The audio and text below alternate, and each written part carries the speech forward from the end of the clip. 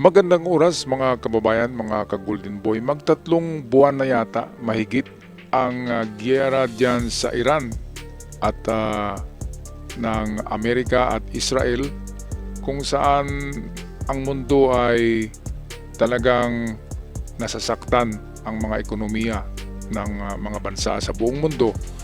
Well, napakarami ng nangyaring negosasyon. Nasa 3 na yatang failed negotiation ng Amerika at ng Iran.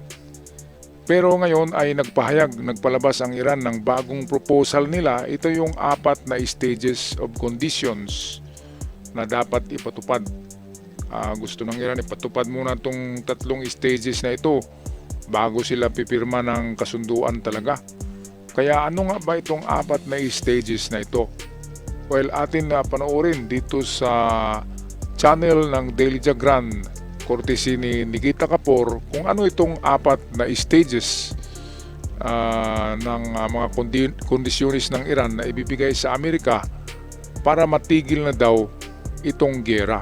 Salamat naman kung ganun ay lumambot na rin ang Iran sa katigasan ng kanilang ulo, ay sila na mismo ngayon ang nagbigay ng kondisyonis na paaprubahan kay Trump. Well, hindi na tayo magtatagal, atin ang panoorin ang video ni Nikita Kapor ng Daily Jagran. In this episode, we decode the actual blueprint of the 4-stage framework that may finally end the deadly Iran war. Negotiators have been working for weeks to finalize the terms of a memorandum of understanding. It is awaiting US President Donald Trump's sign-off. Iranian state media says the deal is not yet finalized on its end either. And yet, if approved, this particular agreement would mark the biggest breakthrough toward a permanent deal to end hostilities since the war began in the Middle East. The sticking points are real. The Strait of Hormuz, one of the world's most critical shipping lanes, remains a flashpoint. Iran's nuclear program, on the other hand, remains the elephant in every negotiating room. But now, Tehran has told the world how all of it is being done behind the closed doors. 4 stages. Let's walk through each one of them. Stage 1, the most fundamental ask of all: stop the shooting. The first stage is the complete and total cessation of military action against each other. Not a pause, not a technical ceasefire, a full stop, covering all parties, all fronts. Iran, the United States, and critically, all of Tehran's regional allied groups. Lebanon, Yemen, Iraq, all of it. That last part matters enormously, viewers, because this war has never been just a US-Iran war. Iran has ramped up rhetoric, warning that any aggression or ceasefire violation by the US military will be met with force. Proxy groups from Iraq to Yemen to Lebanon remain active. A ceasefire that doesn't bind them all is not a ceasefire. It's a waiting room for the next escalation. Stage 1 is Iran saying we want everyone to put the guns down. Okay, so itong unang stage ng kondisyon ng Iran ay maganda siya. Universal na dapat wala nang putukan, no shooting, at lahat ng proxy ng Iran ay at bay. Hindi na magipaggira. Tigil na ang putukan. So maganda siya, maganda ang unang stage proposal. Ngayon, punta tayo sa pangalawa. Parang ang pangalawa ay hindi maganda eh. So ito yun atin na panoorin. It is called the stage of executive and tangible measures. 4 specific asks in stage 2. The first ask, arrangements related to the Strait of Hormuz. It's an important one. The waterway through which roughly 20% of the world's oil passes every single day. According to US media reports, the MOU would state that shipping through the Strait of Hormuz is to be unrestricted, which means no tolls, no harassment, and that Iran would have 30 days to remove all the sea mines. Iran, however, on the other hand, has a very different interpretation of this matter. Fars news agency said Tehran would reopen the strait after the blockade is lifted based on its own arrangements. Alright, so maganda na sana ang kondisyon na ito ng Iran, ang stage 2, nabuksan ang Hormuz, no toll fee. Ngayon, ang problema ay, sabi ay pamahalaan nila ito. Sila yung mag-manage ng Strait of Hormuz. Ibig sabihin ay diniklara ng Iran na sa kanila ang international body of waters na yan na tinatawag na Strait of Hormuz. Yun ang hindi papayag si Trump ng ganyan. Kung bitiwan nila ang Hormuz, make it open, open na yan. Walang dapat magmamayari. Sabi ni Trump, walang dapat magmamayari sa Strait of Hormuz. Siya nga, siya ang panalo sa gira dyan. Hindi nga niya inangkin eh.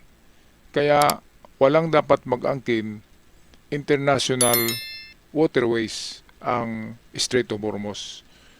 Ito kasing Iran ay gumagawa ng kondisyon and then sa bandang dulo ay babaguhin nila. Sinisigurado nila na diyan sa Strait of Hormuz ay kikita talaga sila.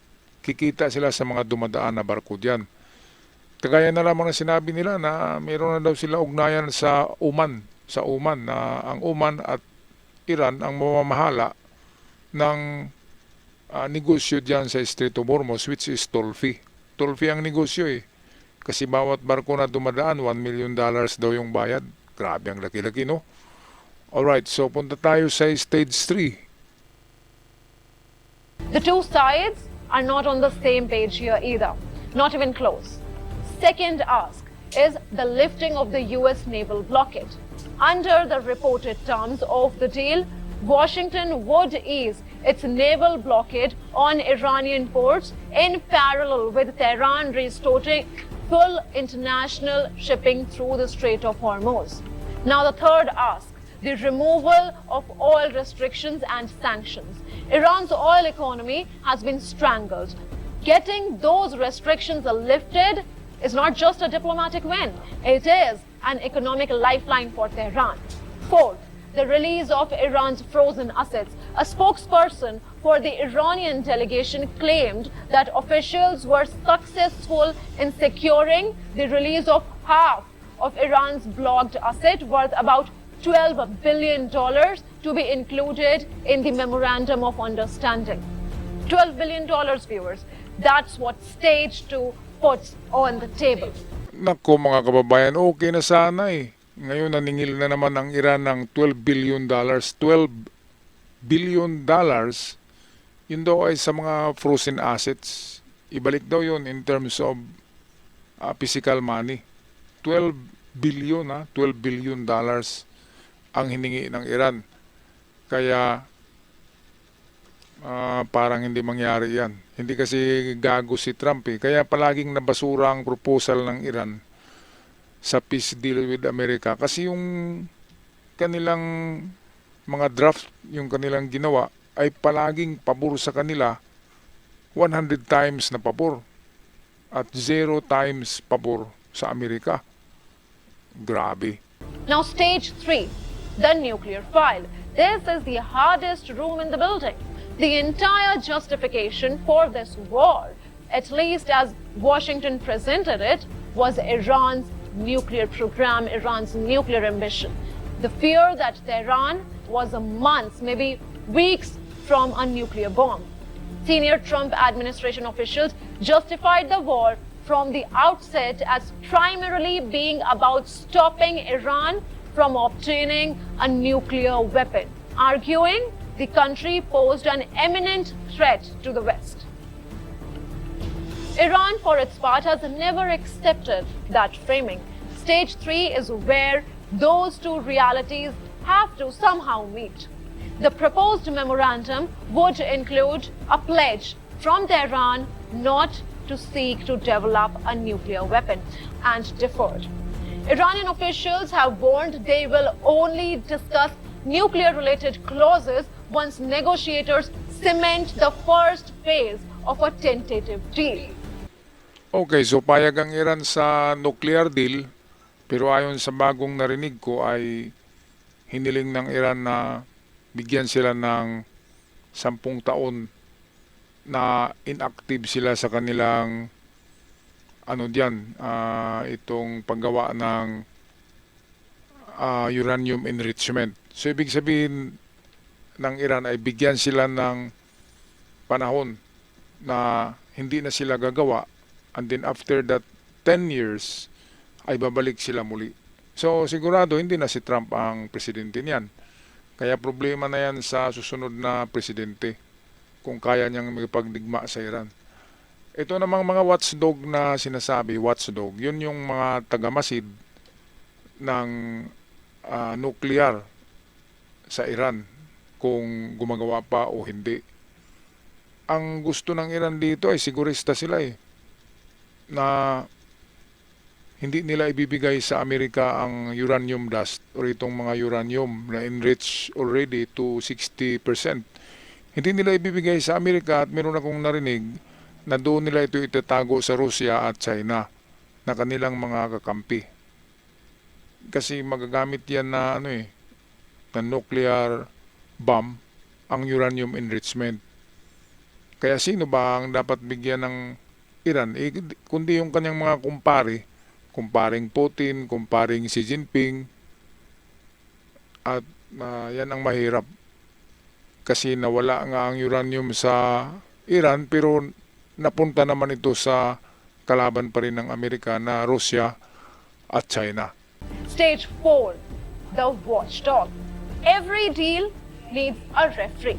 Someone to make sure that both sides actually do what they said they would do. The fourth stage involves forming a monitoring committee, a body tasked with implementing the entire understanding and following up on the commitments made by both the sides here.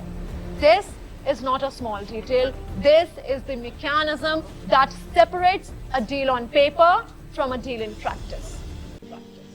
Alright, so paano nga ba makakasiguro ang Amerika o ang Iran na ang mga nagmasid niyan, ang tinatawag na watchdog, ay ginagawa ang tama na pag-observe, pagtingin at pag-espiya sa mga ginagawa ng Iran sa kanilang uranium.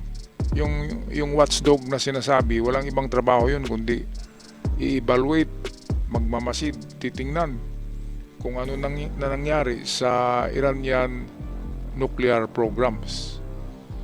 Kaya dito ay skeptic ang Iran, parang takot sila, pero ang Amerika ay okay naman kasi ang Amerika ang may hawak ng watchdog So dapat, dahil Iran ang tinitingnan kung anong ginagawa, dapat papayag sila na ang watchdog ng nuclear ay tauhan pa rin ni Donald Trump o ng Amerika, para siguradong hindi na gagawa muli ang Iran ng uranium enrichment within a certain period. Sabi ng Iran 10 years or baka magiging 20 years na walang nuclear ang Iran, at pagkatapos lamang niyan ng mga taon na 10 to 20 years ay pwede na silang babalik sa kanilang nuclear ambition. Well, anong masasabi niyo dito mga kababayan? Pag-comment sa ating comment section. Sa mga bagong bisita na nag-subscribe, malaking tulong yan. At sa aking EBET followers, maraming salamat. Hanggang sa muli, paalam.